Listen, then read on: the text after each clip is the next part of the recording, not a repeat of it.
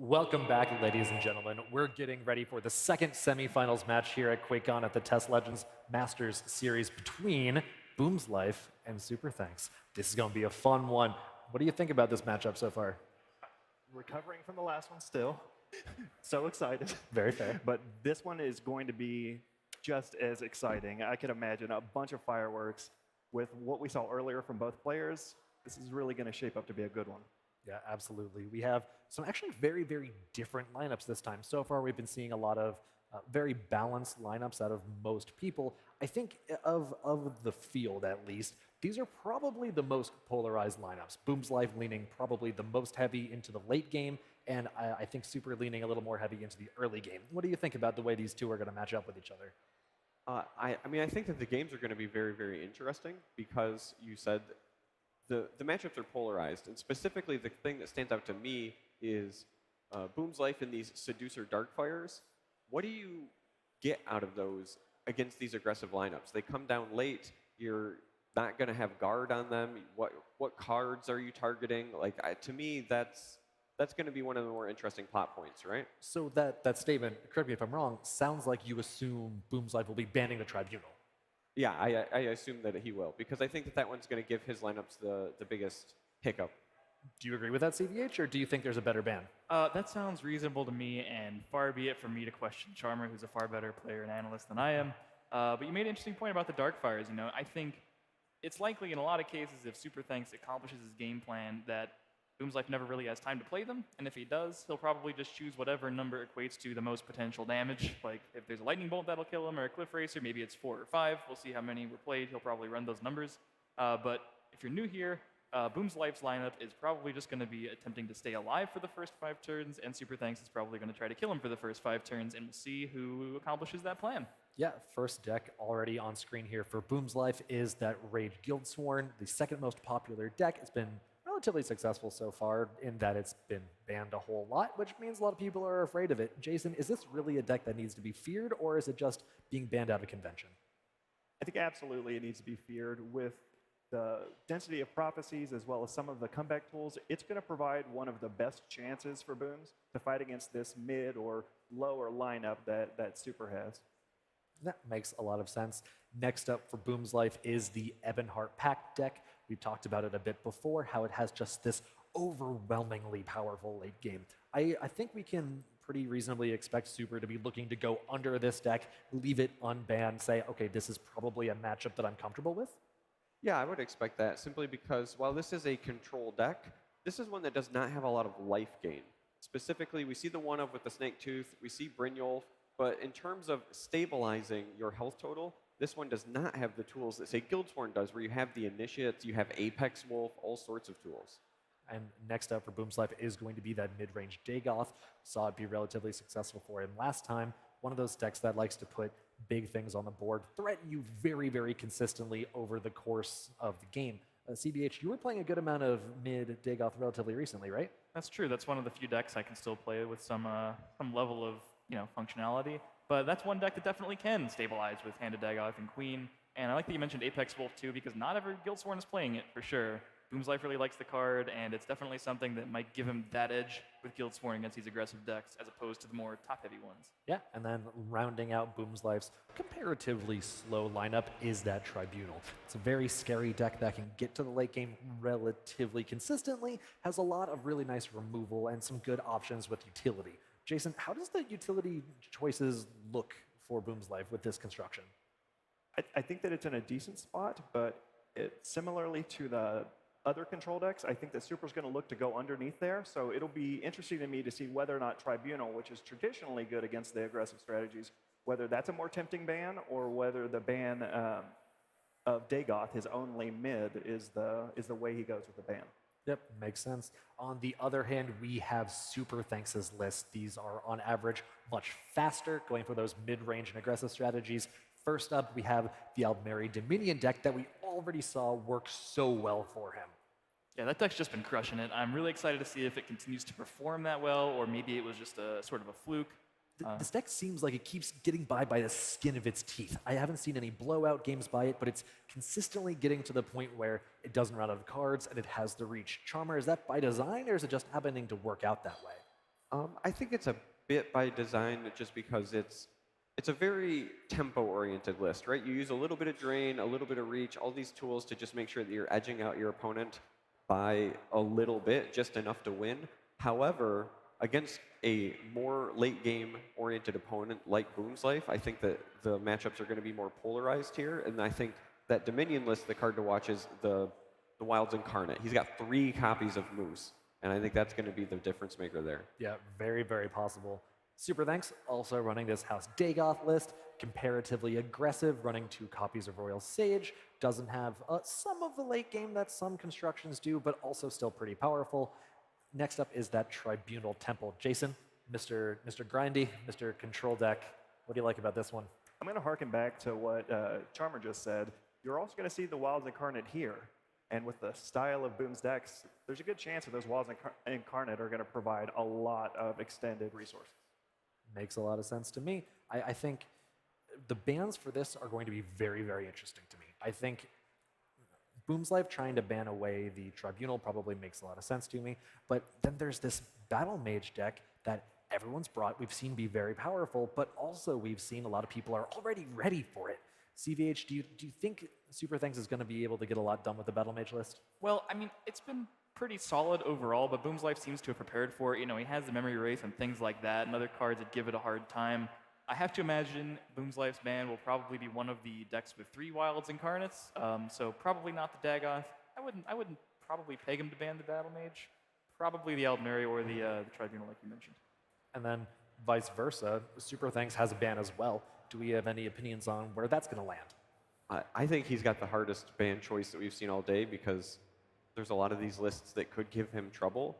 Personally, if I expect my Tribunal to be gone and I'm on 3 aggressive lists, I want to get rid of his Guildsworn because it has the most life gain. Absolutely. Well, the players are ready to join us on stage. Let's see if we can get them up here.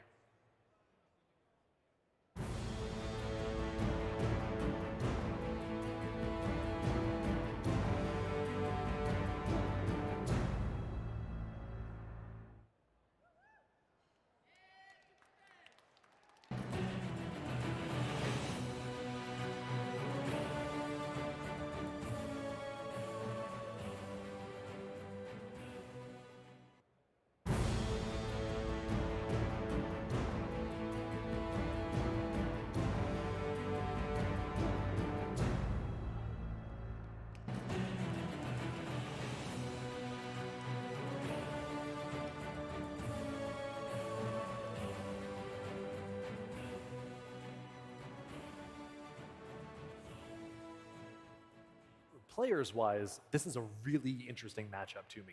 Boomslife has been around for time immemorial in this game. One of the very first people streaming this game way back in the day took some time off, and in that time, Superthx just absolutely ran over the competitive scene. From, the qualifiers to community tournaments. So it almost feels a little bit like spikes of success versus consistent success. I'm really curious to see how their different levels of experience, both very vast but in very different ways, can end up influencing the way they play. For sure. Both these players have been around for a very long time, and during the times they've been active, there's never really been a time where they haven't been dominant. So I know Boomslife spoke a lot about his past experiences and how he thought maybe that would give him an edge in his interview. But he's correct. Like, everyone here is an amazing player.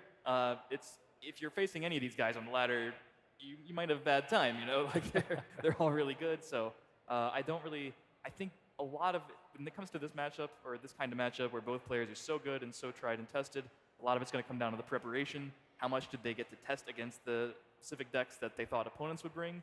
And, maybe it's something like Boomslife's Ebonheart or Superthx's Aldmeri that no one else brought, and maybe whoever got the most testing time in against the correct decks and can operate under peak efficiency in those matchups maybe has the edge there.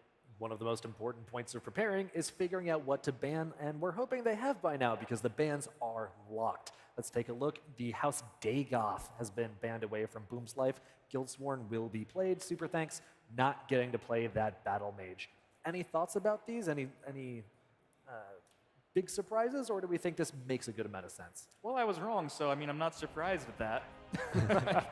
Some people might be. I'm surprised that neither Tribunal was banned.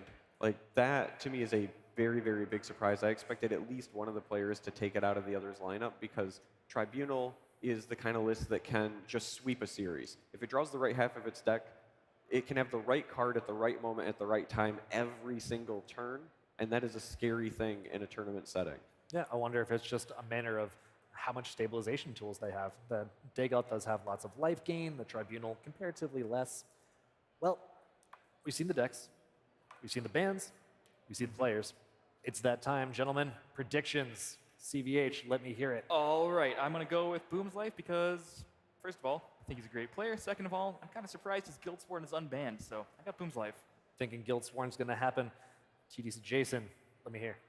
I think that Super has a slight edge because going underneath the control deck, so I would look for Super to be able to pull out some of these and put Booms in some awkward situations.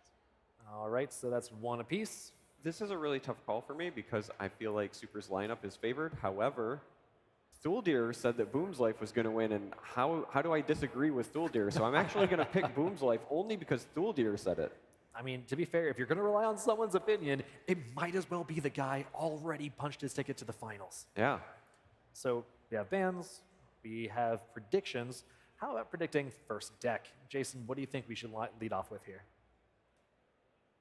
I think that we might see the Ebonheart first, get an opportunity to try to hit the Tribunal while looking for that specific matchup. You might be able to use the Ebonheart best here. You're going to need to potentially like get there. So I don't know. I would go with that, and then maybe the Dominion and really carry your momentum from before with Super. All right, well, you're not going to have to wait too long to find out if that is correct because we are ready for the game. Game 1 of semifinals number 2. Boomslife versus Superthx. We're going to find out who is going to match Thuldir in the finals. Casters, you ready? We're ready. I'm ready. All right, let's do it. Game number 1 starting now. Boomslife studying up, and we are in the game. Looks like we have Tribunal from Boomslife, and we also have Tribunal from Superthx. Excellent. Yeah, I think Exactly both what Jason players. wanted. I think both players eager to get on these lists because neither one of them were banned. So That's a good enough reason to me to queue a deck. absolutely. Now, Boomslife here playing that Galen. We should expect to see the camels drawn very, very soon because we all know that that's exactly the way how Galen works. But played it on the camel. That's a really interesting decision. How do you feel about that, CVH? You think camel is a worthy Galen target? I think in a matchup like this, you could definitely make a pretty compelling case for it. You know, you just really want those value generators. He's trying to, fight for the board a little bit early, wanted to play something. But, Camel, kind of comparable to Necromancer in the way that you continue to extend and search for what you need in your deck. So I can see it, yeah. I think it's good. And we just saw a Grey Viper Brigand hit the discard pile from the Camel, so the next Grey Viper Brigand will also be giving some resources. Meanwhile, on the other side of the board, Superthx develops Divine Fervor. I like that. You're basically saying, all right, I'm going to put myself in a position to generate some long-term value, but Boomslife has the immediate answers with a Shadow Fen. No more Divine Fervors. That's the one in the list. One of Divine Fervor. Back in the day, that would have been just completely nonsense, but it's actually been adopted by a lot of different decks nowadays. I think that it really stands out in lists that run Necromancer, for example. Yeah. Not the Apprentice, but the OG Big Daddy Necromancer, simply because it allows you to chain them in the late game. So in a deck like Tribunal, I think a one-of makes an awful lot of sense. Absolutely. I think this also really speaks to Boomslife not banning the Tribunal. I think that there's a chance with his list and with the control that you have an opportunity to prey on the opposing Tribunal. As we saw in the earlier rounds, when the opposing Tribunal takes the midline or has to push, that sometimes you get enough resources where you can win the attrition battle. So Superthx with a pretty clean Cloud Rest Execute combo that we've seen a couple times today, but Boomslife answers back with a very easy Ice Storm, especially because he has an extra one as backup in his hand already. And here's a Conjurer, and I think we've just lost track of the Conjurers at this point. No one else, have you been keeping track for me? Like 5-ish. Oh, fun, no, that's, We're can't be way right. behind 5. it's okay. We gave it our best shot. Someone All at right, home is sorry, keeping team. track. So against the aggressive decks, I kind of mentioned Seducer Darkfire can be a liability, but here in this particular matchup, Seducer Darkfire has the potential to be very, very strong. You have to survive this Alfie Conjurer first, but Darkfire is a great pickup by Boomslife here, I think. And going to try to continue to contest this field lane by playing the Emperor's Blade and the Daggerfall. You can see that Boomslife is inviting more rune breaks. The opportunity was there to use the Edict of Azura to remove some of the power on Superthx' board, but chose not to, keeping all of the ring charges going into turn 8. Yeah, I think that makes a lot of sense. The Edict is also just an incredibly good card. It's very efficient, 4-cost removal for something that might have cost a lot more than that to play. So I like holding on to him. Yeah, ideally you want the next Conjurer's results to get edicted. Yeah, Yes. absolutely. This one is in no mood for And this is a very nice prophecy for Boomslife. Answers the Elfbeat Conjurer without having to invest any magic of the following turn. You know, I could have seen not using the bolt there and instead getting an opportunity to break the ward of the Daggerfall Mage, but Boomslife decided, no, I've lost 2 runes already, maybe I should stop the bleeding. Yeah, that actually wouldn't have really paid off there, as we can see with Cast Your Vision, that Superthx has a Sorcerer's Negation ready to go if he wants to, or an Execute, depending on how he wants to deal with it. And it's neither of those. Shadow from Priest. And a Firebolt. All right, so instead of using either easy answer opts for 2 cards invested, but perhaps that's a bit of a mind game, right? Oh, get your wrong guesses in now for the Seducer Darkfire. I don't even have one. Really, 5. 7. 5. All right. 7. You 7. wanted to survive against piercing javelins. You haven't seen any yet. Oh, 7's a pretty good guess. Yeah, that's what I guess. Yeah, 7's also solid because of cards like Wild's Incarnate, for example. Yeah. But does go with the 5 to protect itself. There's the reasoning of like, hey, if Superthx had a Wild's Incarnate, we probably would have seen it because it seemed like a pretty good time for it. But you know, the top deck Wild's Incarnate would still feel pretty brutal. And there's a chance that Superthx may not have played it, knowing that it's unlikely that Boomslife's going to break a rune. It's true. you cannot hide. And Superthx staying on the offensive here. And I like this play because there's no real need to kind of like trade into the Seducer. They're going to do that for you on their turn, right? They're going to attack your creatures, so you might as well take the damage. And if that ends up surviving, you could just use something like Marak in a couple of turns to take it away from your opponent. Some more defense coming out from Boomslife, and Seducer Darkfire, aside from having a pretty cool effect, also has a really large body, so he did have time to play it, and he can sort of start picking away at whatever's vulnerable in the field lane. Is the apex predator of the field lane for now. And there's the negation. Finally see that come down, so Discerning Thief can get its pilfer in. That's a good quality improvement. Archcannon Sarioni, one of the better cards in Tribunal. Yeah, even when you're trying to pressure, that buff, that universal buff that you can give to your entire board can be devastating.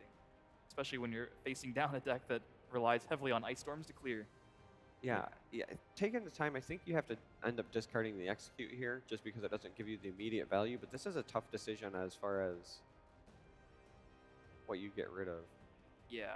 Yeah, really with only the Merchant Camel being a target at this point, I think it may be safe to discard that and focus on just things that cost more. Yeah, Execute's great at dealing with those value cards like Daggerfall Mage, but it's probably not going to hit something that prevents you from pressuring. But he decides to hold on to it. It's an interesting choice, knowing that could have potentially played the creature before Sarioni, getting an additional global bump. Now, I mean, we do know that Superthx does run Cloud Rest because we saw him pair Execute with a Cloud Rest earlier. Perhaps that's the reasoning for holding on. Gives the Drain and Guard to the Spider Worker. Doesn't really care about the Drain at all. As we mentioned, Boomslife not really going to give Superthx too many cards, more than likely. And I ended up using that Execute on the Camel just to kind of slow things down. Yeah, keeps the Discerning Thief alive on paper. Does it keep it alive in reality? It would be a big benefit for Superthx to keep that Discerning Thief and be able to increase the quality on a future turn. I would expect Boomslife will target that to make sure to reduce the option, since Superthx is already running out of resources. Yep. Edict of Azura, number 3 picked up. Boomslife has no shortage of 1-for-1 removal. Still doesn't even really need to use an Edict here. Opting for the silence and the trade. That's Seducer Darkfire, blanking the cast and the time that's in Superthx's hand. Relevant. We are going to see another Merchant's Camel come down, and I have to ask the question. Oh, never mind. I answered myself. I was going to say, why is this not a buffed up Merchant's Camel? Is Galen not working as intended? Because I thought that we always found the cards. Jason, how does it work? Is it really random? It's really random. Oh, okay. I believe you. Look at those 2 5 costs. Oh, And they're activated now. Yep. And yeah, I don't know. Is that you kind of wish you'd steal something huge like a Phalanx Exemplar or some giant guard in the way, but And if Maybe even start Boomslife's pressuring. gonna have removal, 4 cost is pretty good right now, and he's got them all. yeah. And there's a 4/7 Merchant's Camel into a 4/7 Merchant's Camel. Iron has to get pitched though. It's kind of sad. It's an interesting choice. I mean, it's a little sad, but the camel represents, again, more flexibility in trying to find like the right answer where Iron, you know what you're going to get. And if you already have 3 Edicts and an Ice Storm in your hand, what is Iron really going to get you out of the discard pile that's that much better? That attack down to 25 was pretty interesting It too. was very interesting, really playing against the possibility of Wilds Incarnate coming online and drawing additional resources. The Camel Army. Here we go. And here's another one. The And field lane, Superthx only has the one Dawn's Wrath. Ancano is a great pickup as Boomslife is looking to pivot into becoming the aggressor here. And I think that I was considering doing 5 damage, again, just to avoid the Wilds Incarnate drawing 2 cards, but now potentially second guessing. Yeah, I mean you can Encano now. You could maybe Piercing Twilight into Wardcrafter. I do like the Piercing Twilight play. Gets rid of Elfite Conjurer, but also gets a guard up in front of that Wardcrafter. You're comfortable at 12, but you don't want to get that much lower than 12, so I like this. that's a special camel. Not only is it huge, it's warded. Yeah, that's a camel that you really feel bad about having to Piercing Javelin. That is 3 Merchant's Camels in the field lane. That is Yeah. a very, very either wealthy merchant or somebody who does not know how to pack for vacation. That is just an awful lot of items. Very hydrated. Yeah. So this is a lot of damage all of a sudden. It's Yeah. 11 on board. 5 more from the hand from the Encano. Really interesting to see their role change here, especially with Galen's Merchant Camels. Yeah. Maybe that was the plan all along. Chain him and then pressure Superthx with them. Superthx, again, one of these players who's playing a pressuring Tribunal deck, but the fear of Lightning Bolt isn't there. You know, this is sort of how you can play when you're not really worried about multiple Lightning Bolts killing you. Citizen. Yeah, Boomslife is just going to keep developing a little to the board. Super has the potential of 1 Dawn's Wrath in the deck to deal with the camels, so that's maybe something that he's looking to draw. Edict of Azure down the Wardcrafter, just letting him sit at 12 for now, knowing that Encano's likely to clean things up next turn even. Yeah, it might feel like a waste to use something like Edict. It's a very powerful card on just a 2/1, but you have the backup Edict and you have Ancano. You just want to make sure that Superthx has nothing on the board to work with as you try to push your way into a lethal damage situation the following turn. Yeah, I mean, if it's the turn before the final turn, the penultimate turn, none of your cards are going to matter in 2 turns because the game will likely be over. Right, So you the can't max take 'em with you. value, sometimes the max value just translates to the highest percent chance you win the next turn, the very next turn. If that's your game plan, then sometimes an Edict of Azure that gives you 2 extra damage is perfectly fine. We're going to see 2 Edicts come down. I'm actually kind of surprised that it was both Edicts. There might be an argument to be made about instead maybe using a negation on one of them, just because while you don't kill the camel, you take them I down could to see that. only dealing 1 damage. And it must be maybe the most relevant that the negation is going to be. That Maroc top deck was another thing that was very relevant because the other play of Edict and maybe Ancano was a little awkward. And this is very powerful. And there doesn't seem to be any sort of immediate answer in Superthx's hand whatsoever. Just a couple more Quama boys and the Phalanx Exemplar. And we see yet another Edict of Azure in Boomslife's hand. And he really just needs to connect any 1 point of damage and follow it up with Ancano. Yeah, and as we know, there is no direct life gain prophecies in Superthx's list. There is nothing like Healing Potion, for example, or Dark Harvester, so ultimately, this is going to end up being a victory for Boomslife, and he's going to go up 1-0 in this series. That 1 point from the camel. Yep. All of those little points, they added up. Those camels did the majority of the work this game. And Boomslife, just like that, Ancano's face for 5 and takes the first game of the semifinal. It's shocking to see that a card hit by Galen was relevant in a series. Right, guys? I've never seen that before in my days as a player or a caster.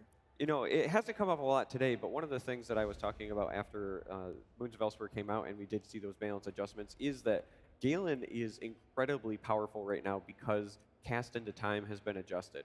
There is no direct answer for the value that Galen can provide some of these late game control decks, and we're seeing that here. Absolutely. I mean, it did seem like it was the right target. Yeah, To go back to that question. Yep, Yeah, definitely. Yeah, it worked out. And you can see, too, from like leaving the Tribunal up, something that we considered whether or not Booms would ban, he found a way, and the way was with Camel. Yeah, I mean, that matchup in particular, I'd want to know if Boomslife was happy with that Q. You know, I don't know if he was willing to hit that particular mirror match because Superthx555's Tribunal is very scary against traditional Tribunal, I think. But here we go again. Again, last class standing dictates Boomslife is still on his Tribunal, and Superthx555 is now on his Aldmeri deck, which completely steamrolled in the quarterfinals. And there it is on screen. Yeah, and it's a bit of a clunky opener. I mean, you have some early game cards, but if you're not top decking more and more and more threats as the game progresses, you're going to have a turn that's just going to feel lackluster, right? Because you already have 2 Wilds Incarnate in hand. Now, this card is traditionally very, very good against control, but if you haven't done anything else in the game up until that point, it's kind of, it doesn't matter at that situation. So Those are really the Wilds Incarnate that Super hoped to draw last game. Yeah. I mean, it can carry a lot of weight, but you have to have some sort of board presence first.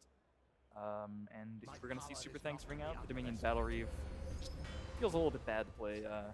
On Quartermaster turn 2 and float a Magicka, but you have to think he's going to do whatever he can to conserve that final ring charge and maybe get an Incarnate out early. And hey, here's a 3 cost. He really likes Elder Gleam Matron. It's in a couple of his decks. I mean, Elder Gleam Matron is very, very strong because it reminds me a lot of East March Crusader, but you don't have to have broken a rune. Now, the card quality isn't always the same because you're not drawing cards from your deck, but if you're just looking for an aggressive card that has a high attack power for a low cost and is also going to replace some resources in your hand, Elder Gleam fits the bill.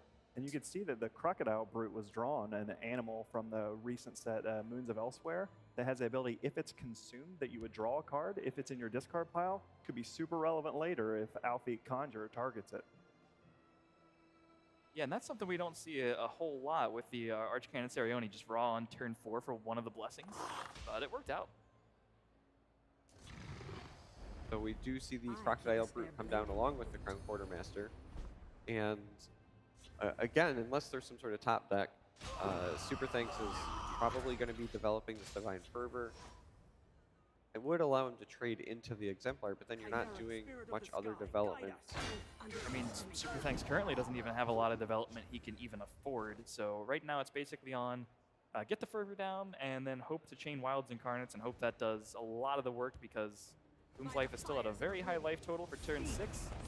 We've seen the Aldmeri deck win around that turn before, and it doesn't look like it's happening this game.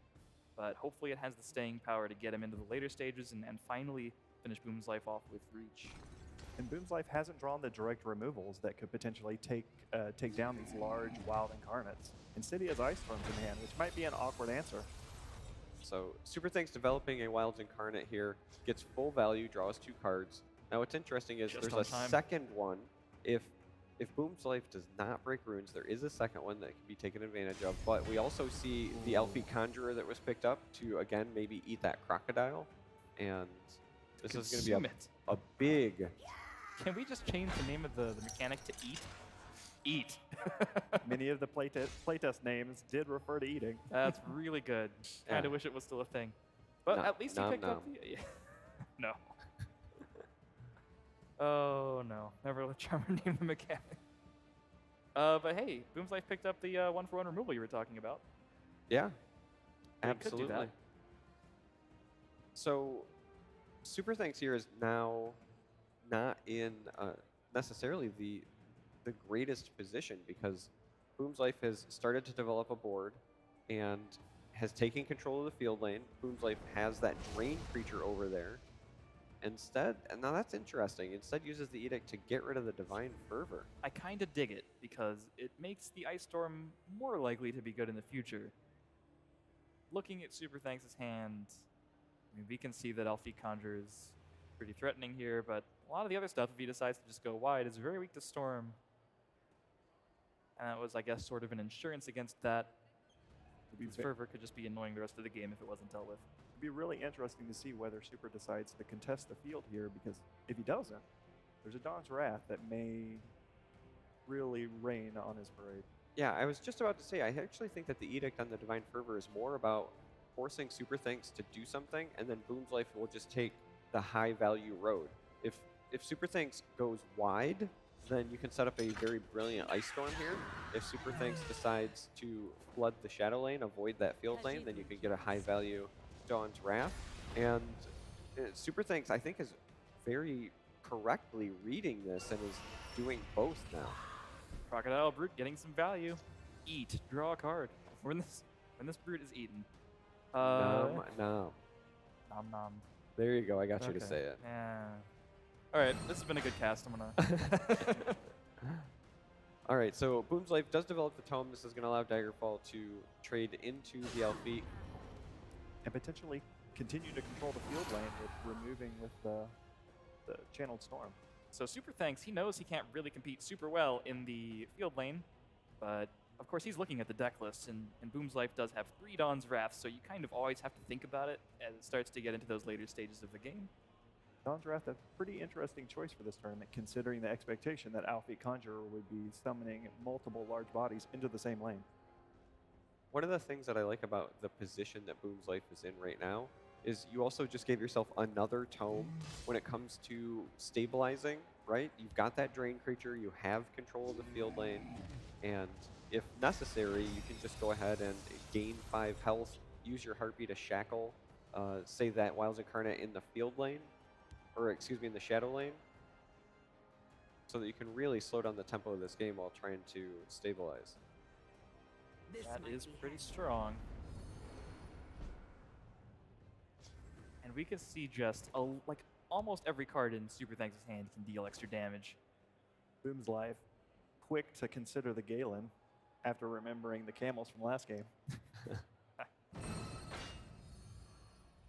All right, so I do like this play. This means you trade even with the Moose. It means you're going to get at least 3 points of health here. But one of the potential plays too would be to put more Harpies in the deck. Let's see what he chooses. Necromancer, he's going for the straight up value. And he's going to shackle down that 5 damage. Yeah, respecting the reach. You know, you mentioned it earlier. There's a lot of burst damage in Superthx's hand. We saw during the series earlier today where Superthx was blowing people out for 15, 16 health at a time, all in one turn. Boomslife at only 17. You have to respect it. You have to slow this down. Yeah, if you're Superthx right now, you could just deal 11 damage with your Crown Quartermaster by attaching 2 Gavels, a Dawnbreaker, and a Steel Dagger to it. I'm not saying that's right. I'm just saying it's possible. Both of those Oathmen represent 2 damage as well because there is an intelligence creature on the board, so they represent 1 Magicka to deal 2 damage. They're Yeah, and you could even make sure you can do that next turn with the Temple Conjurer. So between the 2 of those things, 11 this turn and 4 next turn, that's 2 off of just killing Boomslife over the 2 turns. Of course, Boomslife has a lot of damage himself and a Drain creature that Superthx has to keep in mind. And really, the field lane dominance, that Daggerfall is not easy to get rid of. There aren't very many ways in Superthx's deck that quickly do 1 damage. A lot to consider this turn. Hovering over. Yep, Phalanx Exemplar. I like this play. I like this play a lot. I might even expect to see some of these Oathmen come down as well to get the damage in, but then also start trying to contest this field lane. And the Drain. Playing that Willpower creature first is really important. And the Gavel just to push an extra 2 damage. Motivating a couple turns away from being good. This is a very high pressure board. Yeah, this Boomslife has to slow down this board a bit, but thankfully Boomslife has a lot of tools to do so. In fact, if you want, you could just set up a high-value Ice Storm, take your 3 health gain from your Golden Initiate by trading it into the Exemplar, getting it down to 3 health. Galen trades into the other one, and then you could Ice Storm. You've got 4 Magicka left over, though, and the problem is that you don't have any further development, so you would just be taking the full clear and doing nothing else. Yeah, that seems like the way a lot of these potential plays go. That's not necessarily a bad thing because he has more removal to fall back on between Odoving in 2 turns, but also another Ice Storm, a Dawn's Wrath, a Channeled Storm.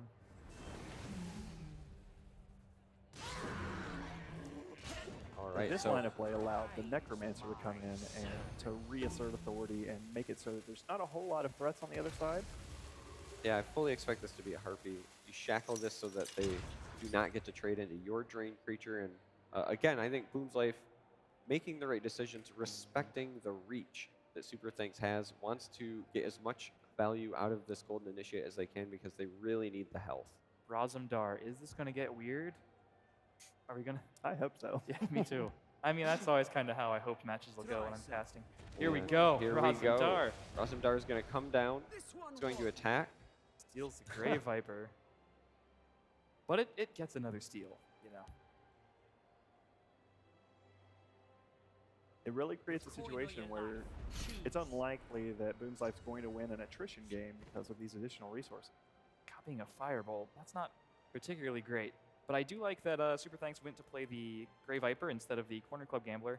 A, he doesn't really want to pitch anything that he had. And also it dies to Ice Storm. Yeah, it was And finally, the Dawn's Wrath. It seemed like Boomslife was trying to encourage a great Dawn's Wrath turn for several turns in a row and finally got one. Yeah, I was just about to mention, I think Dawn's Wrath has to be the play there, even if it's lackluster, because you have to respect the reach that Superthx provides This with Golden his Initiate. list. And you do have Odoving and these Ice Storms to kind of like back it up, so... Golden Initiate has lived for far too long for Superthx, but it looks like that Encana was a pretty fantastic draw for him. Yeah, I mean, you have to get rid of that Initiate. That Initiate is the only reason that Superthx has not won this game a couple of turns ago easily. Yeah, and looking at it with the Dawn's Wrath expended, Superthx went for Encano. What does Boomslife really do about it? Yeah, none of his answers really line up perfectly. It's going to flip the board in exactly the way that Superthx needed. There are some potential answers. So you do have this other Necromancer in your hand. So that is a bit of a toolbox. You have not one but 2 Ice Storms. So if absolutely necessary, you could just double Ice Storm and reset the board entirely. Oh, it's breakthrough damage. That one breakthrough could matter. The field lane was an interesting choice. Now, if Booms decides he can use that and an Ice Storm to clear the board, Yeah, I guess he definitely didn't want to play the 2-2 field lane, so it's a matter of do you play around an Ice Storm or do you play around the other 2 Dawn's Wraths that Boomslife has in his deck? but what is more likely, what do you think, Odoving? No, Apparently not. I think that you take the Ice Storm here because you can follow it up with the Necromancer. And that's exactly what we're going to see.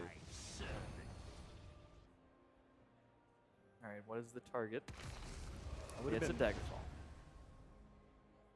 I would have been very tempted to place a large dragon onto the board there, but Oh, Elder Gleam Matron, this could be big. Snowy Sabercat, so left alone, oh my. that's very terrifying. A Dawnbreaker on a Snowy Sabercat? Yeah, that's a lot. But we're at a stage where Super really just needs to get a Dawnbreaker on a creature that's allowed to attack. We do Going see the cat come field down. We're lane. also likely going to see Daggerfall because it's the more resilient threat. Corner Club Gambler, excuse me, Corner Club Gambler. There's not a creature that I struggle to say. I don't know what it is about that one, but that one definitely is my worst. But Corner Club Gambler, it is risky, right? Like you want to draw the cards, but it dies to Ice Storm, it dies to Odoving. I think you have to go with the Daggerfall. It's definitely a gamble. And playing the Sabercat field lane, so the Edict of Azura is not really required if he doesn't want to.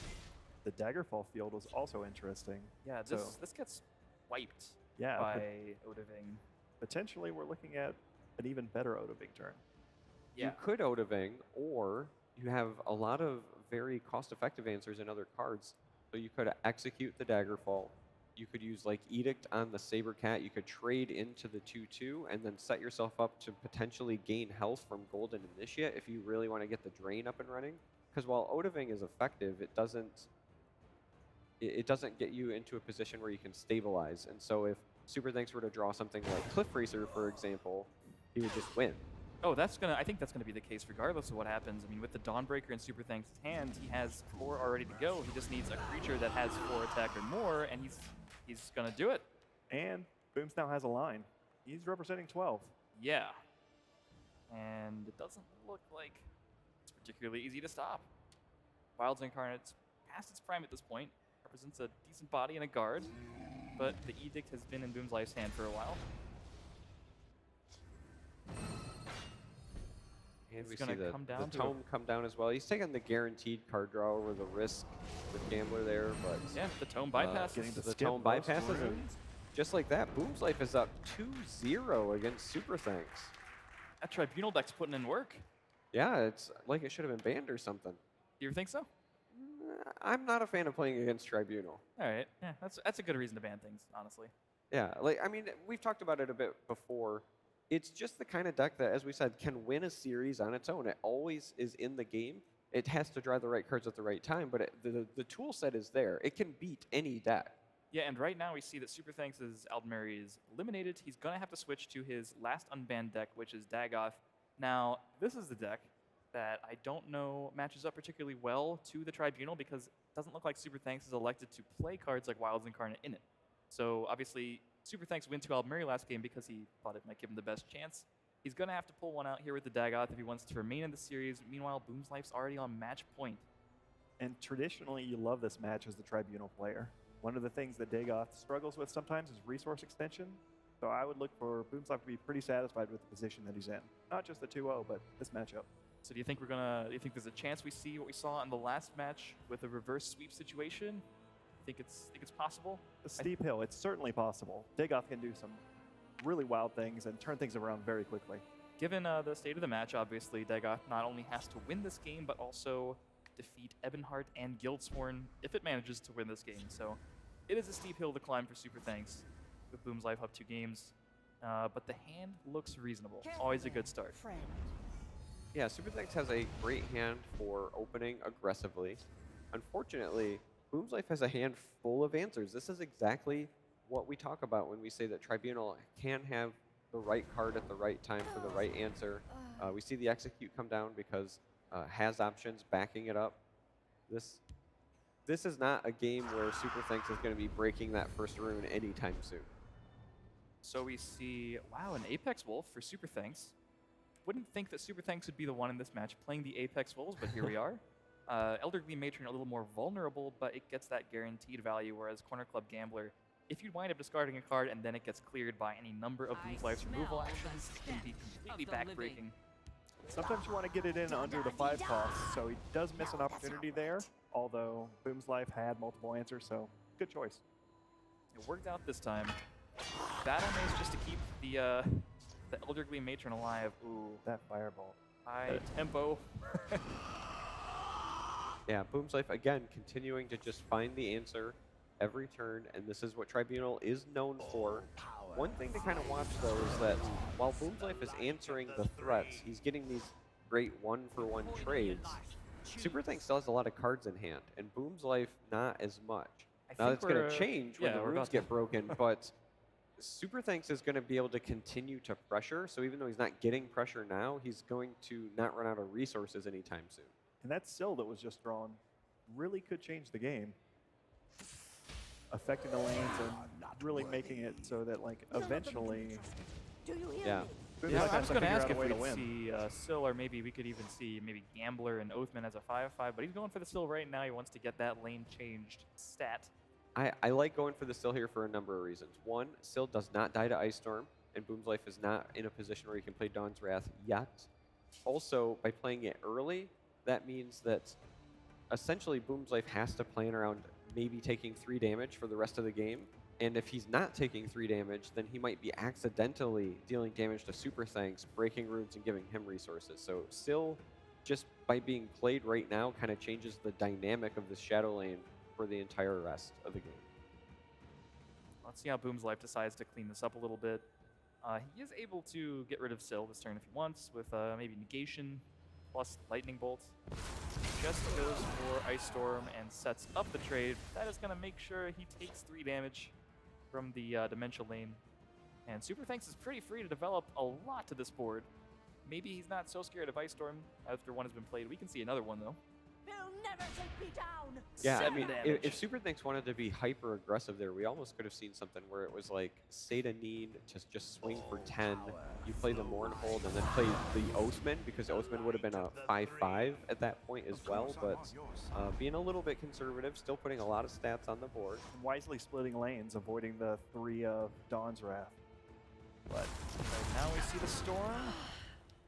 And Negation is going to prevent the 2-1 from being summoned. but also preventing the damage from the lane. Yeah, that is a little more important to not take the 4. And you don't want to be necessarily damaging Superthx quite yet. Apex Wolf would be an amazing Maroc target if we were at that stage of the game. And we're not quite there yet, but it's actually very, very important, I think, for Superthx, just because it's a threat that will likely replace itself with And it another does. threat from your deck, and it's going to have breakthrough. Well, okay, so it didn't matter because Encano still has breakthrough anyway, Yeah. But still, you're drawing an Encano. It feels pretty good. yeah, you're happy with that. Quite a bit of resource extension. Started as the Elder Gleam Matron, turned into the Apex Wolf, and now it's an Encano. Yeah. Elder Gleam Matron can randomly pull Encano is what I'm learning here. Or you could say it pulled a Suran Pawnbroker because that was the extra card drawn. So Encano is pretty clean on the 4/5, but you could also use Satanine here. Maybe roll a Pawnbroker, see if you can land a nice clutch ward or a suppress.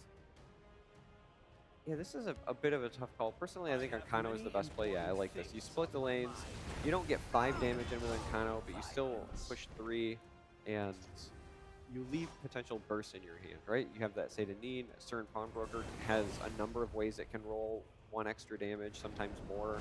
If 2 creatures are in play, 1 in each lane, Daggers in the Dark can get you 2 damage, for example. So I Boomslife's like not that gonna mess path. around, yeah. Boomslife's gonna clear everything up and hope there isn't too many difficult threats to clear up on the following turn.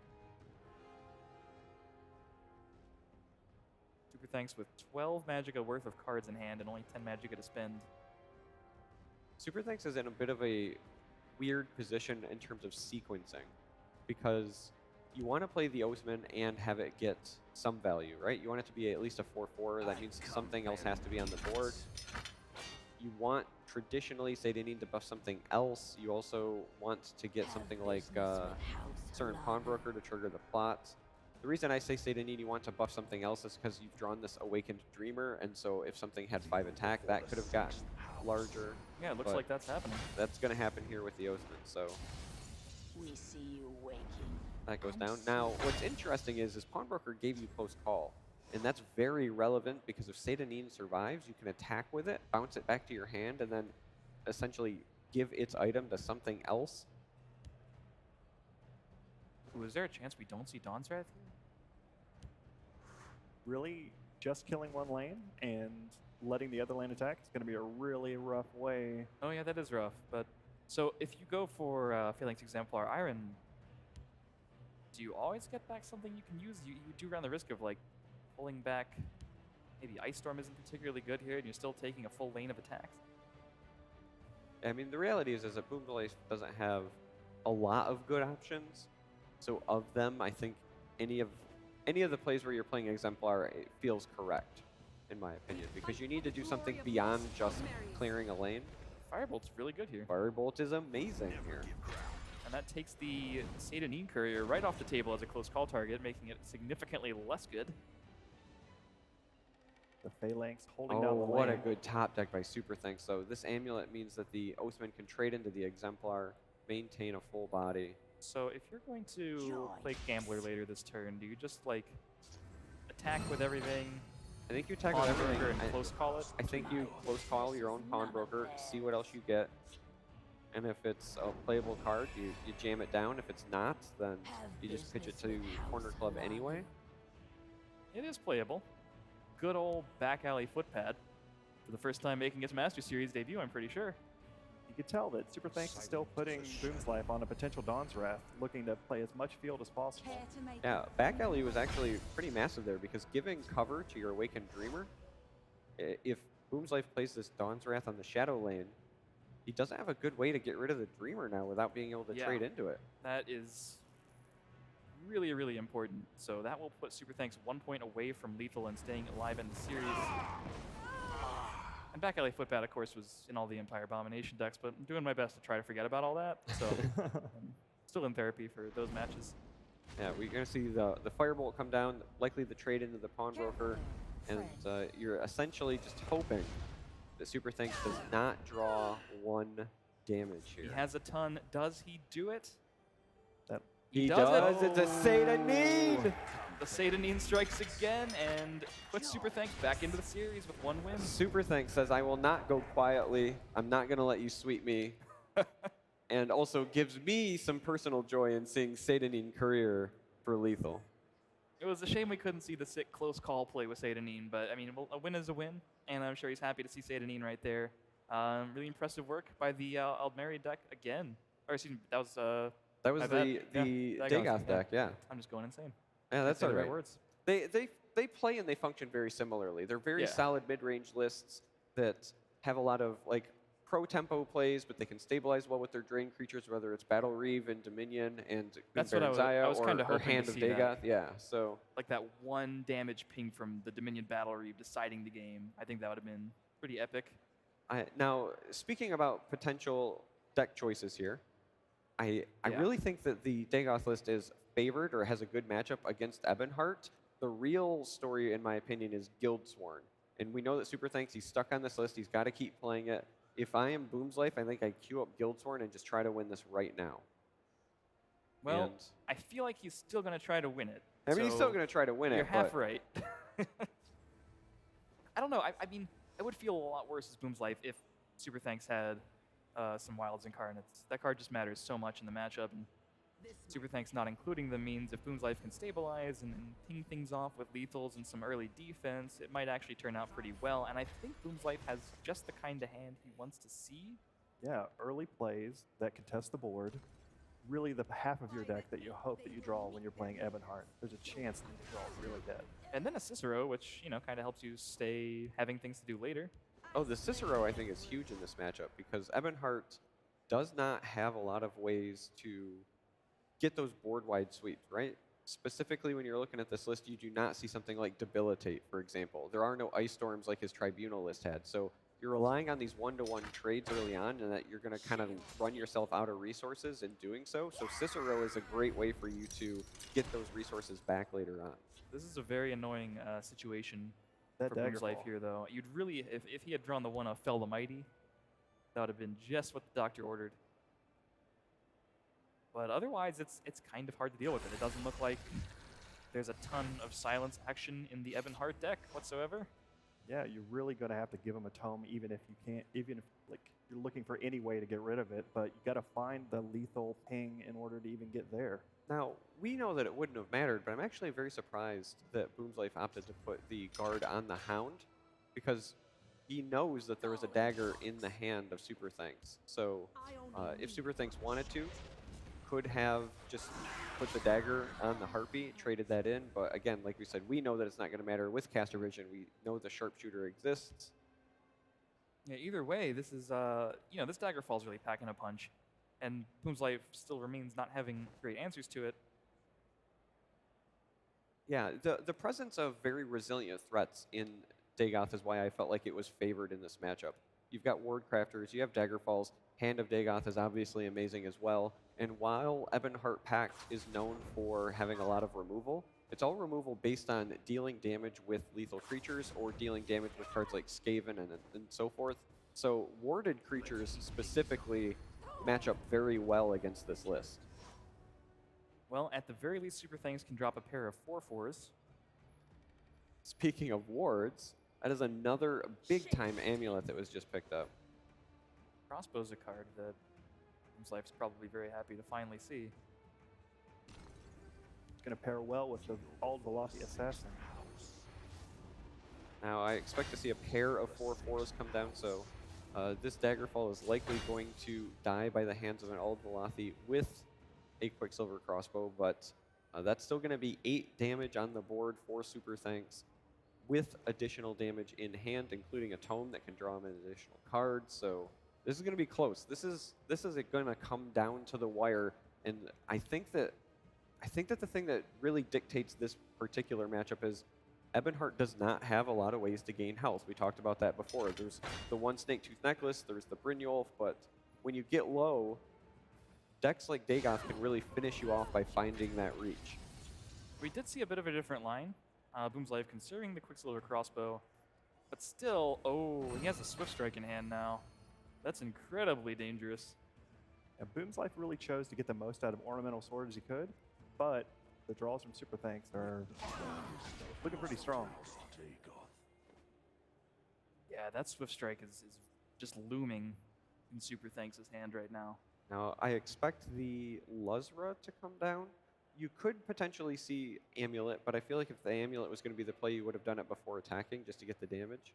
And due to the ramp last turn, you're looking at the potential of the Assassin and 2 crossbows.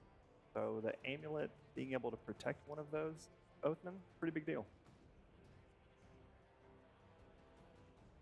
Yeah, I don't know. I mean, he could still do it. He could have done it with the Luzra.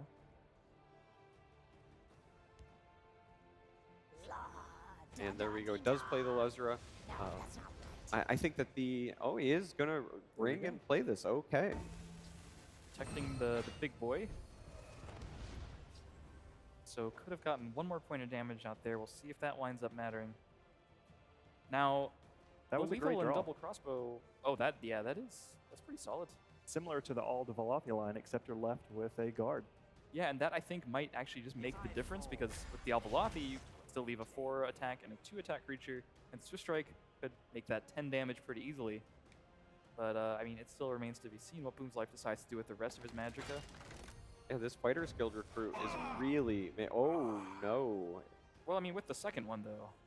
Yeah, but You're the still second staying one's alive. only going to get rid of Luzra. You can eat it with the ward and then still Swift Strike and get him down to 3. So yeah, this that's is, still very dangerous for sure.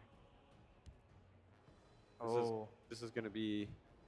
Oh, this does keep him. He's still alive, still hanging on if he Yeah, does. he's this. still alive, but this is going to be a This is a real nerve-wracking fighter. top deck because Superthx is only going to need a very small amount of damage to pull So this many off. options.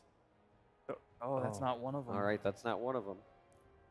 Really what Boomslife wanted to see, wanted a slower value-generating draws from Superthx instead of any of the various reach options that could have come. Well, it looks like, I mean, it feels like you cash in now on the Swift Strike and put Boomslife to 1, so you give yourself that many ways to kill him off the top of your deck. Yeah, Terrific because draw. you've got the warded creature. Again, they're very resilient in this matchup. You know that traditionally, Ebonheart does not have a lot of life gain. Boomslife, however, does top deck Brynjolf. In the third Rapid Shot, if he's going to get rid of that Daggerfall, Rapid Shot's a good way to get it started. And we can use a Yeah. crossbow to clear the field lane. Rapid Shot could at least get rid of the ward on the Daggerfall, but then you're still stuck with it being there. You need to pick something else up. Yep. For sure.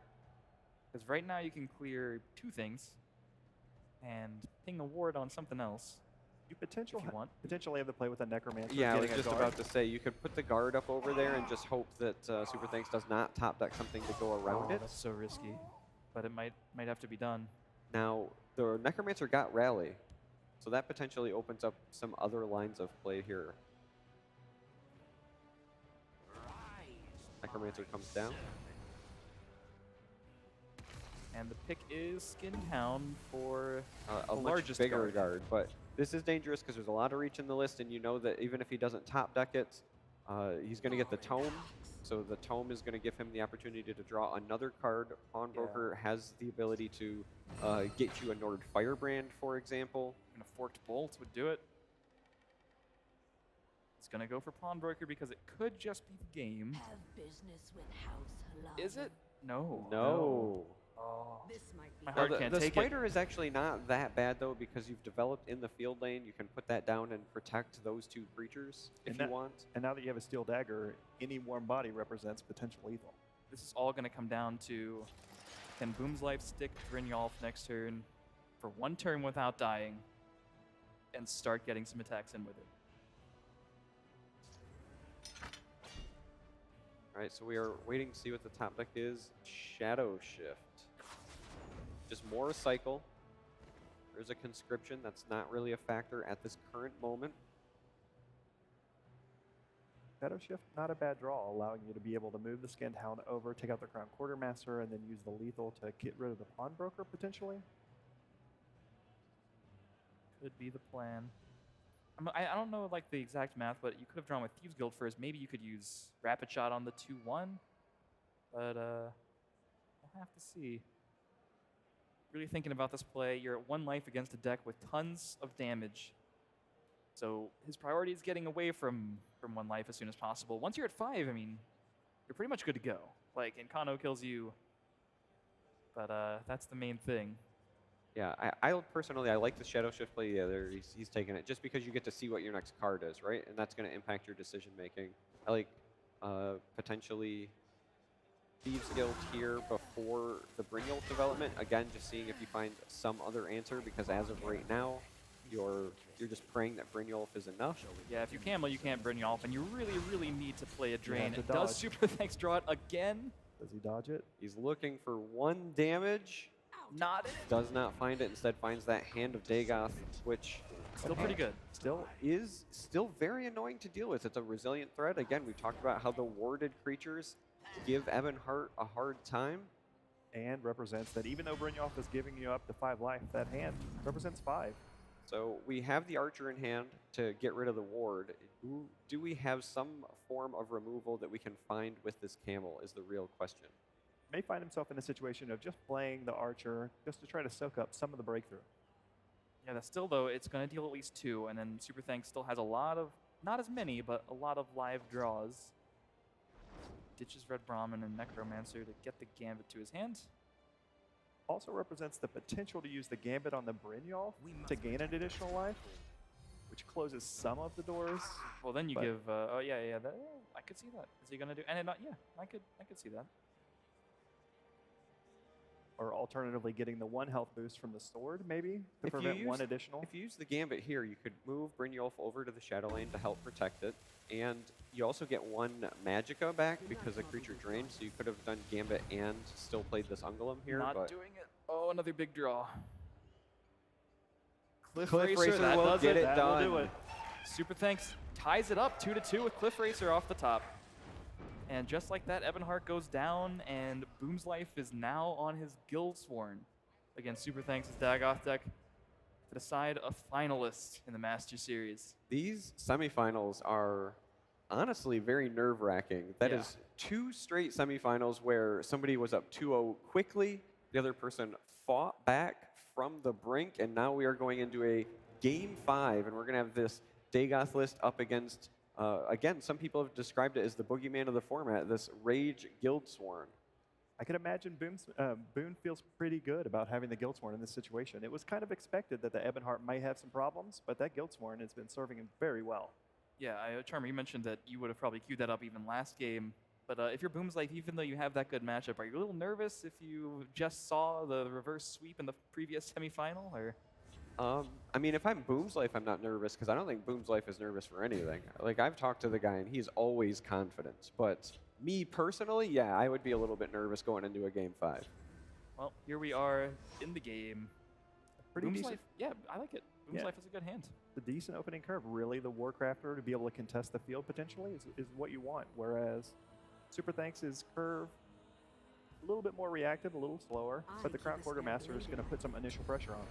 Yeah, and as you far do as have, he wants to be reactive, it's definitely Boomslife.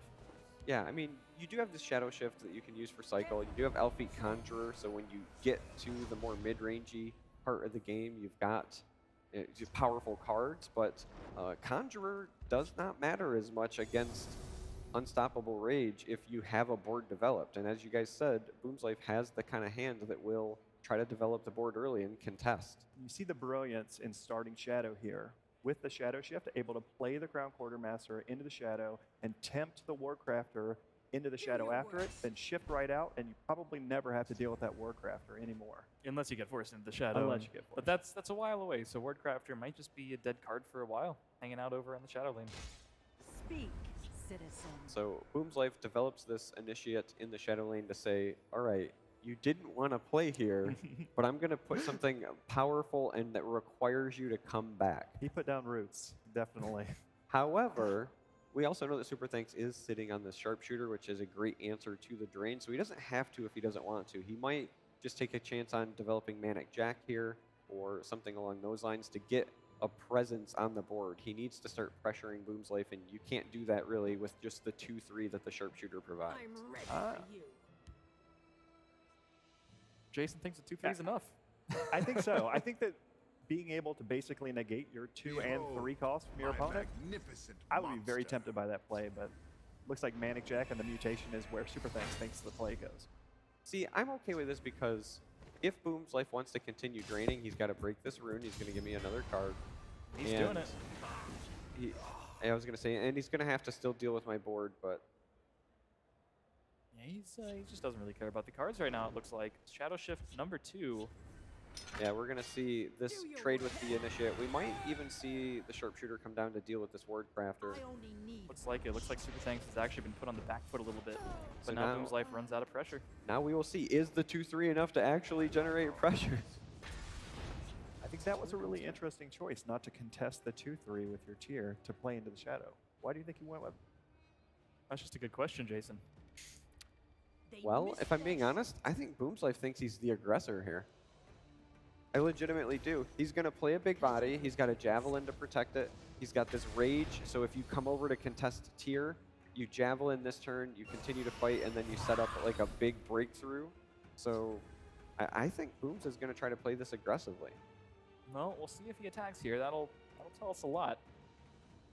There it is. Javelin will most likely need to be used on, I'm going to say Hand of Dagoth, probably.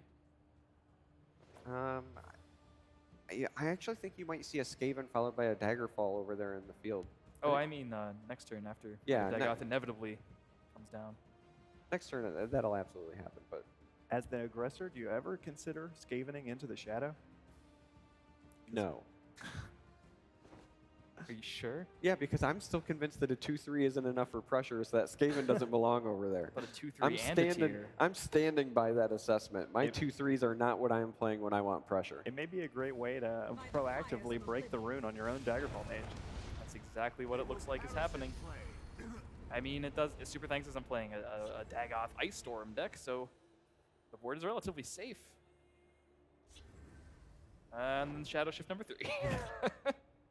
Superthx really abusing the different lanes whatever he wants to play in. Into another Manic Jack. Now, these Manic Jacks are key because if one of these Manic mutations rolls Drain, for example, it could be a really big deal, and you can kind of hedge your bet if you play something like the Sentinel Battle Mace to give a keyword to your Elfique that already has Guard, and then if it has Ward, your chances for getting Drain go up very, very much. That illusionist. Yeah, with one Prophecy, Boomslife doubled the amount of power he has on board, and if he's the aggressor, turns out that's a pretty good deal. Looking at potential Onkano in the following Oh my turn, God, that taking care of the illusionist hand was right so now. good. This is an amount of pressure that we didn't really expect at the beginning of this game. Boomslife's like, I mean, I drew my tier, but I have other prophecies with 4 attacks. So I we're gonna really go. do think this is going to come down to whether or not you can get some Drain with this Manic Jack, because you don't have any other way to deal with the Shadow Lane right now. And if you're going to survive, you need health. I mean, you have the Candlehearth Brawler with an item can contest pretty decently for a second or two. Maybe, but we know that Unkano's in hand, followed by a pair of Rages. So. Yeah, that's just gonna be hard to beat at 10 life. All right, what is Superthx gonna do? He has all the cards he could want, literally a full hand. Yeah, I mean, it's a 1 in 5 chance to roll that Drain if you place the Battle Mace on it first and then you try it. But if you were to actually That's a pull big it, commitment. yeah, it's a big commitment. But if you were to pull it off, a 7-4 Ward with Drain, Boomslife does not in hand have a good way to answer that. He could still roll for the drain, or maybe he's gonna go for the. No, he's Scimitar. going to go for the trades like you were talking about. Try to buy some time. No mood for you. I think Superthx probably finds himself in a role that he may not have expected. Yeah, and maybe not is super well equipped to deal with. You So- really want that 4th Shadow Shift. at this point. Unkano's going to come down, peel this guard away, also get some breakthrough damage in.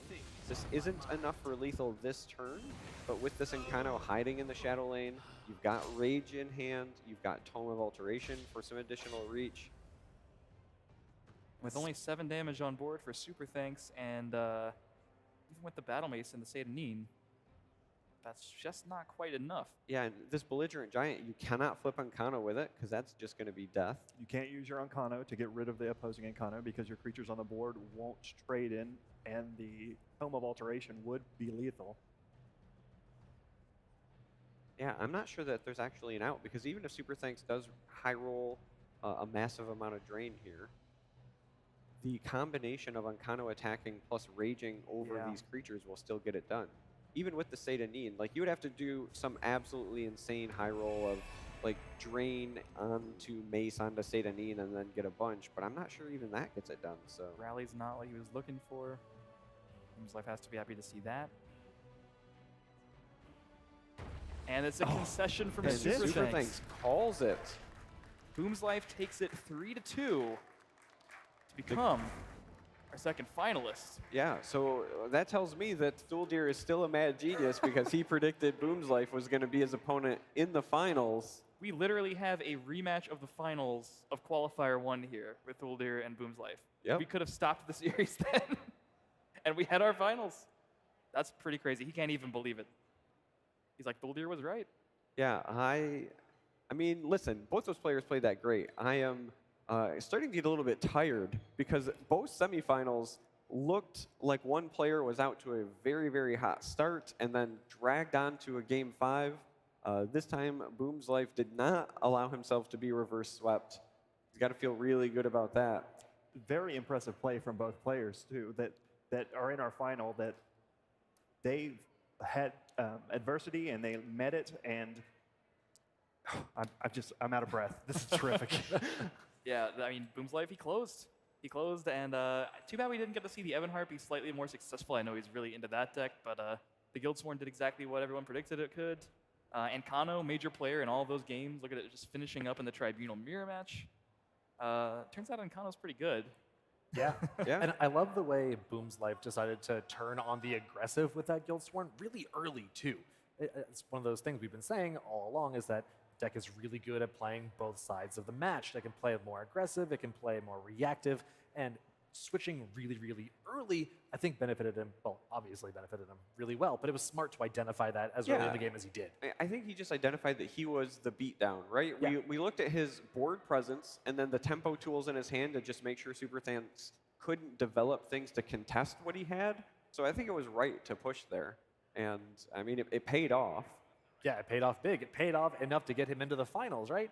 We're going to get him on stage in just 1 second for a little bit of an interview. CVH, any final thoughts about those games?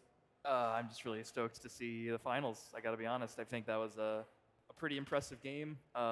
Just a control showing. I'm really excited to see some slower decks in the finals for sure. I was wondering if the lineup would pay off, and it looks like it has. Yeah, evidently. Well, it looks like we are just about ready. At the end of this clip, Superthx trying to roll the drain, doesn't quite get it. Boomslife able to close it out. 3-2, our second 3-2 in a row. What a nail biter of a series. Absolutely. He hovered over that concession too. He was like, do I concede? Yeah. Yeah, he really thought about it. He's like, do I have an out here? Seems like no. All right, well, we have Boomslife up here with us. Congratulations, you're going to the finals against Thuldir. How do you feel? I'm very happy, obviously, and even more happy that it's against Thuldir. Yeah, you said we'll meet in the finals in the first qualifier. You said we'll meet in the finals here at the finals. It's a nice little closing the loop moment, isn't it? It's unbelievable. So tell me a little bit about that last game. What was it that really sung to you to go on the aggressive and be the beatdown so early with that Guildsworn deck? He missed his turn 3, if I remember correctly. It was either turn 2 or turn 3. He had a very weak early play 4 dagger, which is kind of unlikely. So I had a decent curve myself, so I was able to go on aggressive. I think Guildsworn is a deck that a lot of people consider control, but you can definitely also play the aggro match with that. So, I mean, this game was unbelievable. I mean, somehow I made it. Yeah, getting all the way to game 5 with it. And when you were up 2-0 early, what was your mental process when you were going into game 5, knowing that he just took 2 games with the Dagoth list? Honestly, I don't think I should have lost those games. I played very, very greedy. Like, very greedy. Where I died the fourth game, I could easily have just used the Necromancer, made it a 3-5 guard, and I think I would have been fine. He could have put me to 1. He wouldn't have been able to kill me. I knew that, but I wanted to take the risk. I could have taken the Necromancer from the Camel, for if people didn't see that, I'm not sure. But I went with the greedy route, so I definitely got punished for that by the top deck Limp Racer. So after that, I was a little bit down because it was my own mistake, and I don't think I should have deserved the win after that. But I think Guildsworn is by far my best deck. Okay. And I mean, I felt confident still in the matchup against Daggett, and him missing the early drop, I knew I could go on aggressive, so it was fine. Right on. So you're going against Thuldir in the finals. One of your better friends, as I understand. You wanted to beat him at the finals anyway. You think you can take it? I hope so. I'm going to do my best. I mean, Thuldir's a great player, obviously, and I don't know. I'm just happy that it's against Thuldir. He's a great friend of mine for 3 years now, so it's amazing to meet him in the finals. I'm very happy about it, and I'm going to do my best. All right. Well, best of luck. Any questions from the more attractive half of the desk? Charmer, you got anything?